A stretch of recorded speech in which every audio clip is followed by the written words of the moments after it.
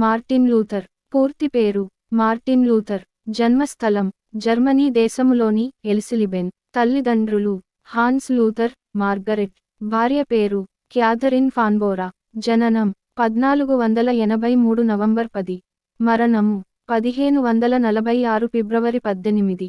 రక్షణానుభవం 22 సంవత్సరాల వయస్సులో.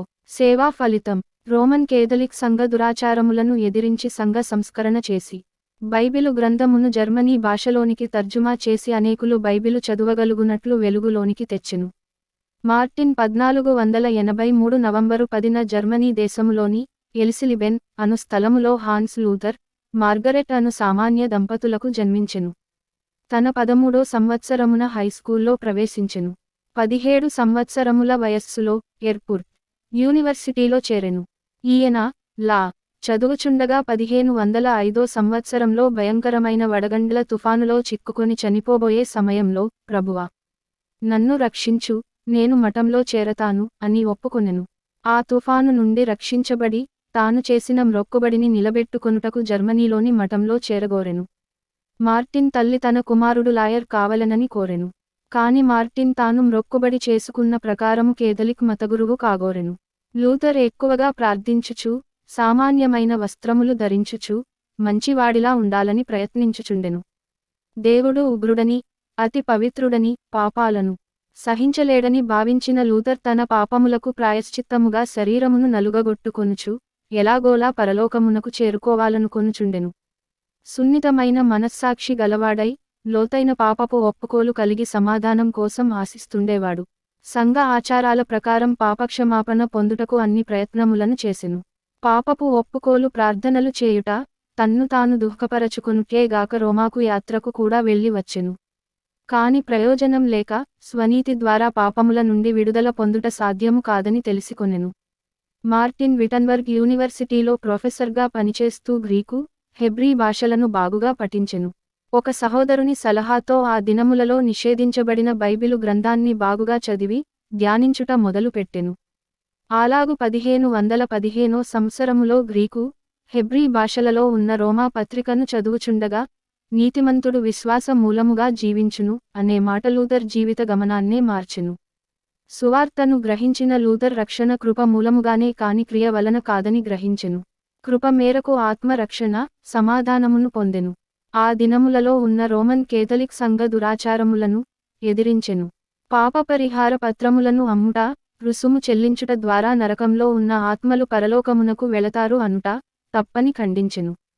ఫర్గెటరీలో ఉన్న ఆత్మలను పరలోకమునకు పంపించుటకు పోప్కి గాని, మరి ఏ మానవునికి గాని అధికారము లేదని వక్కాణించెను. యేసుక్రీస్తునందు విశ్వాసముంచుట ద్వారానే మన పాపములు క్షమింపబడగలవు, పరలోకమునకు వెళ్ళగలము అనే సత్యాలను ధైర్యముగా ప్రకటించెను. నిజముగా పశ్చాత్తాపపడు ప్రతివానికి పాపక్షమాపణ, పాపపుడాగు నుండి క్రీస్తులో సంపూర్ణ విమోచన కలుగునని దానికి మనుష్యులిచ్చే పాప నివారణ పత్రములు అవసరము లేదని ప్రకటించెను. పోప్ అధికారము, పాప క్షమాపణ పత్రికలు వాక్యానుసారమైనవి కావని, ప్రార్థన ద్వారానే సంఘము మరల కట్టబడాలని ప్రతివానికి అర్థమయ్యేలా తాను వ్రాసిన 95 పరిశోధనా పత్రములను 1517 సంవత్సరములో జర్మనీలోని విటన్బర్గ్ ఆలయ ద్వార బంధములకు మేకులతో కొట్టెను. మొదట పోప్ ఈ విషయములను అంతగా పట్టించుకోలేదు. గాని తరువాత వాటి తీవ్రతను గ్రహించి, లూథర్ను హెచ్చరించి తాను వ్రాసినవన్నీ తప్పని ఒప్పుకొనమనెను. లూథర్ నిరాకరించగా 1520 సంవత్సరము జూన్ 15న లూథర్ను వెలివేసి అతడు వ్రాసిన వ్రాతలను కాల్చివేయమని ఆజ్ఞ ఇచ్చెను. లూథర్ బహిరంగముగా పోప్ ఇచ్చిన ఆజ్ఞపత్రాలను, కాథలిక్ కాగితములను కాల్చివేసెను. లూథర్ గుర్తించదగిన ధైర్యసాహసములు గలవాడు. ఆయన శత్రువులు ఆయనను వోమ్స్ అనే స్థలంలో కలిసికొమ్మని పిలిచినప్పుడు, అతని స్నేహితులు ఆటంకపరచినను ఆయన ఆ పట్టణములోని ఇండ్ల మీదనున్న పెంకులన్నీ దెయ్యములున్నను నేను పోయెదననెను. ధైర్యముగా అక్కడ తాను వ్రాసిన పత్రాలు వాక్యానుసారమని వాటిని నిరాకరించుటకు కుదరదని చెప్పెను. కాని ఆయన తిరిగి వెళ్ళుచుండగా ఆయన స్నేహితులే ఆయనను బంధించి వార్ట్బర్గ్ WARTBURG అనే స్థలంలో 1 సంవత్సరం పాటు ఆయనను దాచిరి. ఆయన శత్రువులు లూథర్ చనిపోయెనని తలంచిరి. కాని లూథర్ ఆ సంవత్సరంలో క్రొత్త నిబంధనను జర్మనీ భాషలోనికి తర్జుమా చేయుటలో నిమగ్నుడయ్యెను. మార్చి 1522లో ఆయన బయటపడిన తరువాత మరలా విటన్బర్గ్కి వచ్చి ప్రసంగించుటలోను, వ్రాయుటలోను గడిపెను. 1524లో తాను వ్రాసిన 23 పాటలను ఒక కీర్తన పుస్తకముగా ప్రచురించెను. ప్రతి జర్మనీ దేశస్థుడు చదువునట్లు పూర్తి బైబిల్ను అతి ప్రయాసతో జర్మనీ భాషలోనికి తర్జుమా చేసెను. క్రొత్త నిబంధనను గ్రీకు నుండి 3 నెలల్లో తర్జుమా చేసెను గాని హెబ్రీ భాషలో ఉన్న పాత నిబంధనను తర్జుమా చేయుటకు 12 సంవత్సరములు పట్టెను. అలాగు 1534 సంవత్సరమున పాత నిబంధనను కూడా జర్మనీ భాషలోనికి తర్జుమా చేసెను.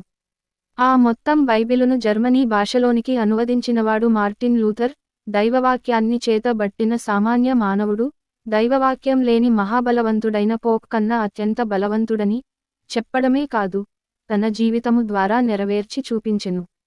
ఒక ఆదివారము క్యాజిల్ చర్చిలో మార్టిన్ ప్రసంగించుచు ఒక కథ చెప్పెను.